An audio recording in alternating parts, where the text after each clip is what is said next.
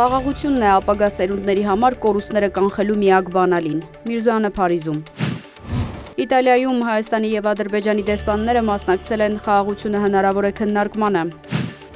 Թբիլիսիի համար շատ հաճելի է հետևել Հայաստանի և Ադրբեջանի միջև գործընթացին, Բոճորիշվիլի։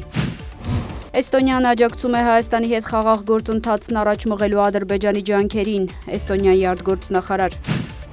Մոսկվան և Կիևը շարունակում են փոխադարձ հարվածները։ Կալասը հայտարարել է հակառուսական պատժամիջոցների 19-րդ փաթեթի հաստատման մասին։ Ռուսաստանն արդեն կայուն իմունիտետ ունի արևմտյան պատժամիջոցների նկատմամբ, Զախարովա։ Զելենսկին դեմ է արտահայտվել Ռուսաստանին ցանկացած տարածքային զիջման։ Եվրամիությունը և Եգիպտոսը ստորագրել են գործակցության խորացմանն ուղղված համաձայնագրեր։ Միացյալ Նահանգների Սենատը 12-րդ անգամ մերժել է կառավարության աշխատանքը ֆինանսավորելու օրինագիծը։